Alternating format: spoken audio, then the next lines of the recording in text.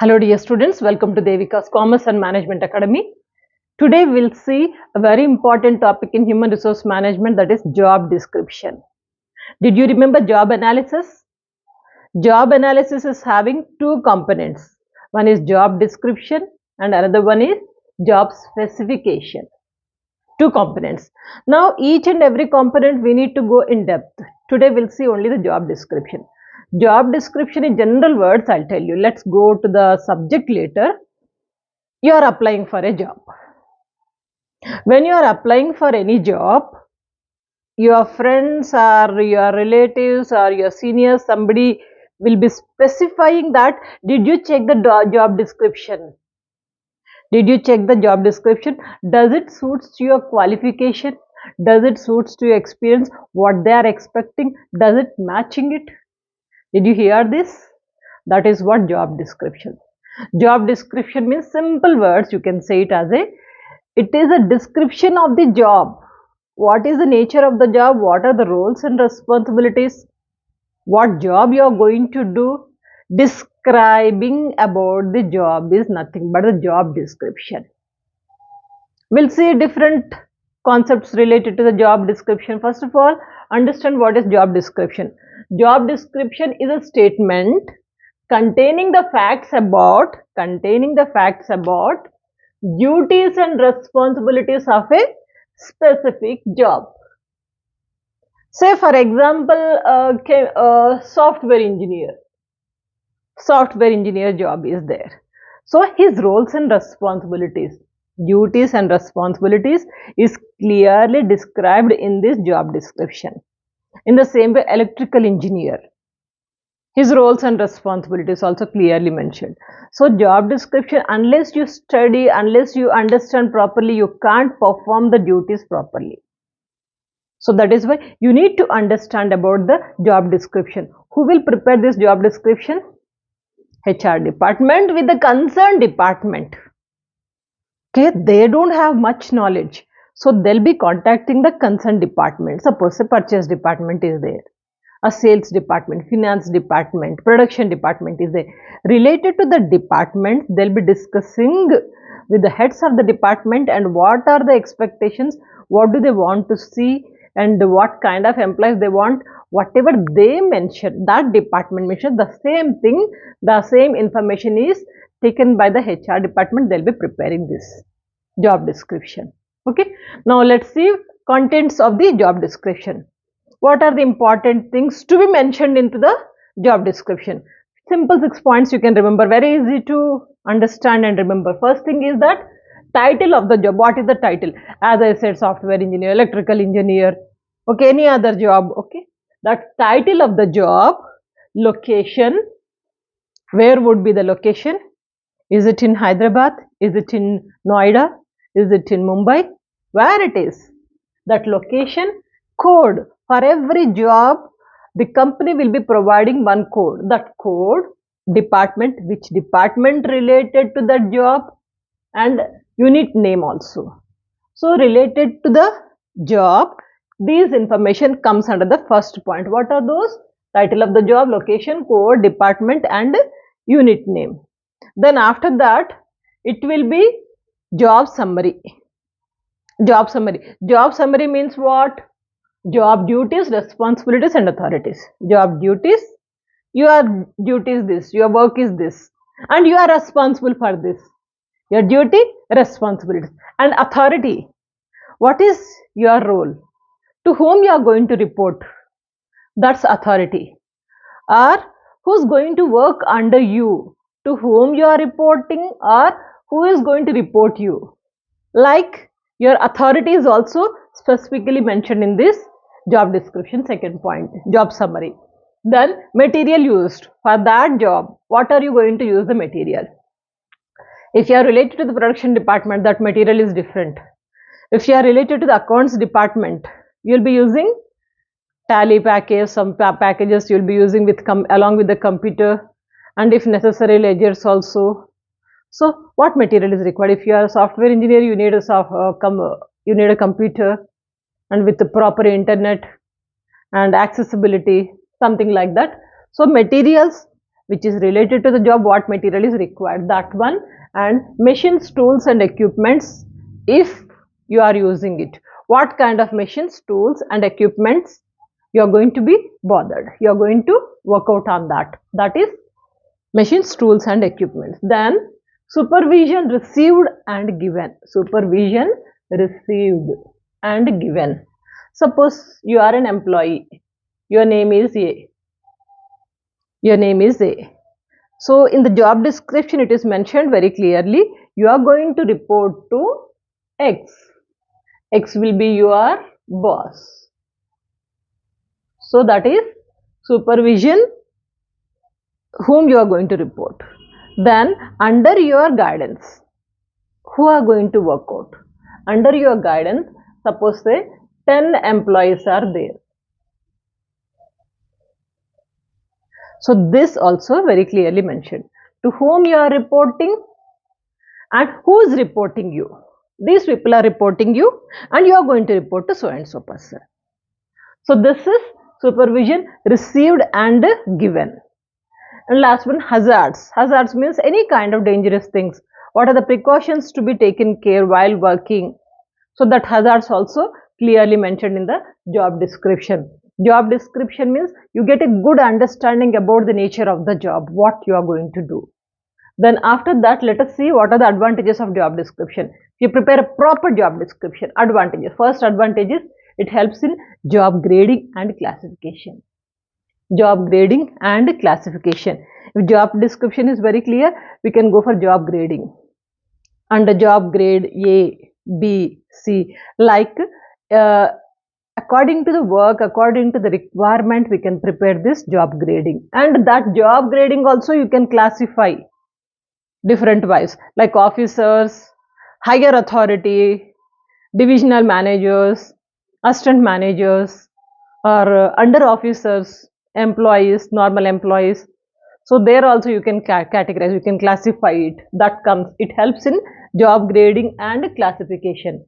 Next, useful in employee orientation and placement.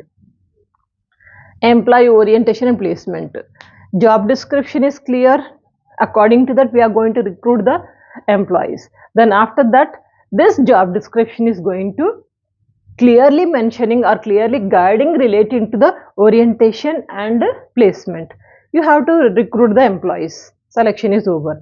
Then according to the job description, according to the nature of the job, you are going to arrange the orientation.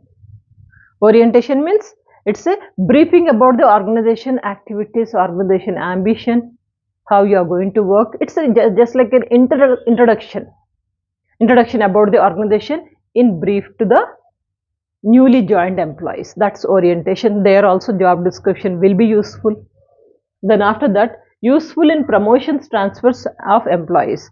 If you know the job description, if you know the nature of the job, then only according to the requirements you can transfer, you can give promotions of the employees. Okay. Then in the same way, it facilitates career planning and development of employees. Career planning and development also we can plan according to the job description. Very important thing. If you know, if you have a good understanding about job description, then how can we develop this role? How can we develop this? How that particular employee can enhance his skills? So that is, if you know the job description, then only you will come to know. So that development of the job and some responsibilities, that you can plan it here. Okay. Next, improves working conditions of employees. Working conditions also you will come to know. How it is going to improve the working conditions means, here in job description very clearly mentioning about the detailed information about the job duties and responsibilities. If anything is not comfortable and employee is giving any kind of suggestions or any kind of problems he is expressing, then automatically that has to be improved. That possibility is there. So that is why we say that it improves working conditions of employees. And lastly, useful in performance appraisal and counseling. Job description is very clearly mentioned about the duties and responsibilities of the particular job. Whoever is working on that particular job, whether he is doing properly or not. How do we come to know? Through the performance appraisal. The moment when you have to check the performance appraisal, when you have to give the promotions, at that time you have to check the job description and matching with the performance of the employees. Now, according to that, you can give the grading in the performance appraisal, and in the same way, counseling also. Okay, any kind of counseling is required. Say, employee has come with a problem. First, check out the job description. Then, whatever he is saying, now match it according to the job description, and any kind of changes are required, we'll do it. If not, if everything is fine, you just have to give a counseling to the employee that he has to work very well, and so time we are going to make some changes, something like that. All these things will add, so that possibility is there if job description is clear. So got the advantages. Now we'll see the steps. How do we go for job description? That we say it as a steps involved in writing job description. Simple 4 steps are there, easy to remember. First thing is that identifying major functions in job description, major functions, major duties of the job that you have to identify. So related to this few points we'll discuss. First thing is that frequency of job function, that frequency of the job function and time spent on that job specification or job function. How much time is spent for that job? How much time? Is it 8 hours in a day, 6 hours in a day? So how many hours he is spending? That also we have to identify at the major point. Major point means major functions of job. There itself only we are going to identify. One is frequency, means how much work he is going to do and how much time he is going to spend, and what is the outcome. What is the outcome when function is not performed? When this job is not performed, what will be the outcome? What is going to happen? So think about the alternative also. Think about the alternative and who's going to perform it and what makes the difference to the organization if that particular job is not performed.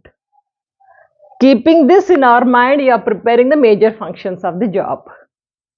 If major functions you are preparing means, next we are going to talk about the ascertaining necessary function. Necessary means which are related to the major function only. Next we will be focusing on the necessary function means the judgment of employer. What employer is feeling. If he is expressing like we need some changes, we need so and so things to be added or deleted, some alterations, whatever he says, that we have to consider here. Major we have discussed. Then after that we are discussing about the necessary function means the judgment of employer. Then after that availability of other person. Availability of other person to perform the job. Suppose say job is assigned to X. If X is not going to come for 10 days or 1 month, what is the alternative? Who is going to take care of the responsibilities of the X? So maybe X, Y. So alternative we have Y. So that is also we have to discuss here. Availability of other person to perform the job. Okay, major and necessary function. Then after that, differentiation of methods and results. Different methods. The performing of the same job, maybe from the work from home, maybe he has to come to the office. That office may be a major office, means head office, or my branches are related to anything. So that kind of things we'll be discussing here. Differentiation of methods and results. What will be the results? If we send this employees to so and so branch, what will be the outcome? So that results also will be discussing in third point in detail. Then lastly, reviewing. Okay, we have discussed 3 points. Then after that, lastly, review. Review means nothing but the final stage. In the final stage, what do we do? The first thing is that job description is forwarded for review and approval to the top level management. In the final stage, first we are reviewing and sending to the top management for the approval. Okay, top management is going to discuss and they are going to send it back to the HR department. Now, forwarded to HR department for reviewing and grading. These people, top management is forwarding to the HR department. For what purpose? For reviewing and grading. Grading means any kind of changes that they can do it. Once HR department is receiving, they'll think, they'll revise, they'll make some kind of changes if anything is required with the permission of the top management. Then finally they are going to send it to the final approval. Final approval means once again it goes to the concerned department, top management, and there we are going to discuss about the budget also. For that particular job, how much budget is kept. Like these points you have to remember. Step by step job description is going to prepare. Clear? Screenshot, yes.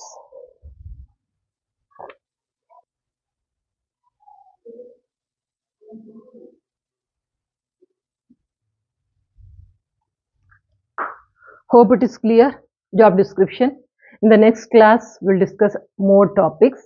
Just stay connected, check out the playlist, and whatever subjects are useful, use it, and don't forget to share these videos. Stay connected. Good luck.